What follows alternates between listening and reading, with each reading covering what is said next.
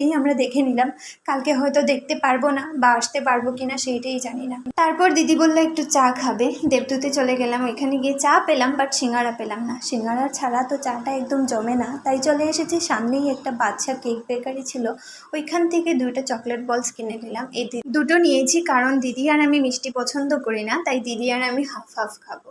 দিদি একটুখানি খেয়ে আমাকে দিয়ে দিয়েছে। সত্যি এটা এত মিষ্টি ছিল, ভালো লাগেনি খেতে, কিন্তু অভি পুরোটা খেয়েছে। ওর মিষ্টি অমিষ্টি কিছুই আসে যায় না, ও সব কিছু খেতে পারে। তারপর আমরা বেরিয়ে পড়েছি এখন একটু টোটো করতে, যেদিকে চোখ যাবে ওইদিকেই আমরা বেরোবো। এই রাস্তা থেকে যাচ্ছি আর আমার দিদি বলছে আমি যখন স্কুল লাইফে ছিলাম ওইদিকে কত না আড্ডা দিয়েছি।